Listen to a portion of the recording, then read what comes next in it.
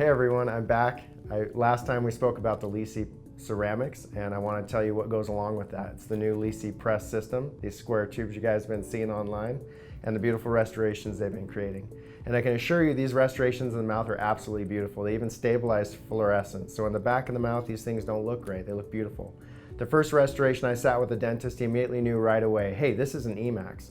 And that's a good thing. That means that we're taking steps in the future, and these other companies will have to redevelop. But right now, GC America is releasing this product, LiSi Press, and these square tubes. It's amazing, and I want to show you through the process, so follow me through. Okay, we're ready to invest. So we're going to need four things, and the first thing is the SR liquid that comes in your container. You're going to spray that on your wax patterns. You can use air assistance to evaporate that, but you don't want it pooling up in the prep area.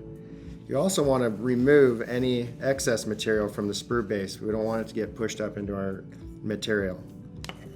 That leaves us three other items: distilled water, LiSi Press liquid, and your golden ticket, the LiSi Press packet, investment packet. So I'm going to mix these together. We're going to use 20 milliliters of the liquid.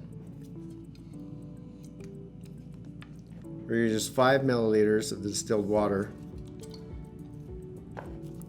and a 100-gram packet of investment.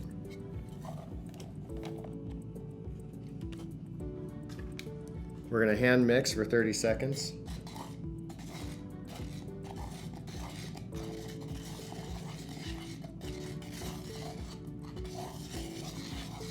Once you feel that it's saturated, we don't have any clumps in there, we're going to vacuum mix it for 60 seconds. We have an extended working time with this investment that you don't have in any other investment. That allows you a lot of advantages in the laboratory when unexpected things happen. You'll also find that it has a very low viscosity, which allows you to reduce the amount of potential for bubbles in your preps with the assistance of a vibration table.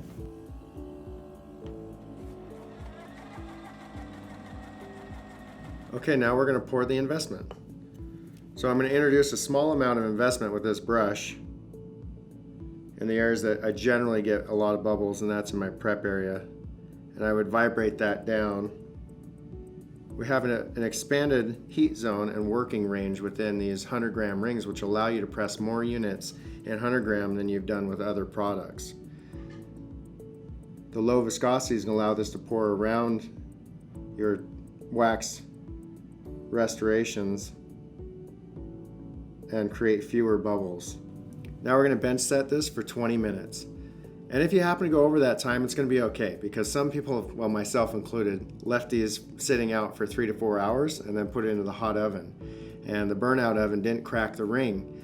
So once that information went out, we've had people test up to 26 hours bench setting before they put it into the hot oven and haven't suffered any loss of their rings or cracking. Okay, we're ready to deflask. So I take my ring and pop the top off. Then I'm going to press it out partially and pull it out just a little bit so I can make sure that I'm not getting any particulates along the sprue hole. I'm going to clean that edge. Sometimes it's okay to run that under water as well. Now we don't have any contaminants to get sucked down into the sprue hole. And I'm going to go ahead and pop it out. And this goes into the burnout oven.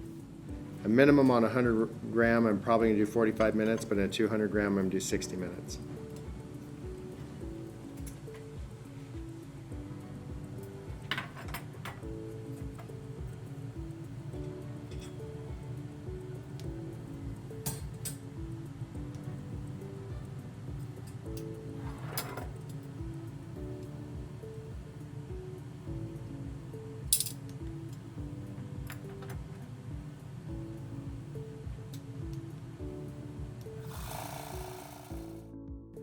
All right guys, let's talk about some things that are optional.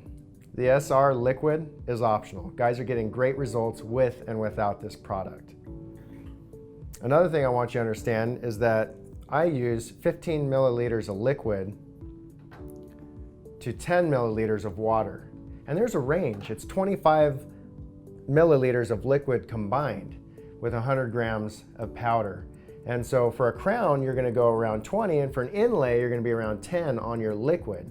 And so you make up for the rest of that 25 with the water. But my personal preference is 15 liquid and 10 water to make up my 25. And that's just based on personal preferences with me and the doctors. Another thing that I would like to point out is your oven parameters. You're gonna get out there and you're gonna set all these settings and you're gonna start changing everything because you're not happy with your first pressing. What you gotta understand is the only thing you should change initially is the temperature, that final high temperature. Leave all of the rest of the settings the same until you dial in that high temperature. So when it says 910 degrees, your first pressing should be 910 degrees for 25-minute hold. And then you would go 5 degrees cooler or 5 degrees hotter depending on what results you're getting. And if at that point you still had some reaction layer, you'd take it down 5 degrees more and then increase it by 2 degrees if it were to underpress or you had unsatisfactory results. That way you're not introducing too many parameters into your pressings and confusing yourself. So stick to changing just the high temp until you find a positive good result with no reaction layer.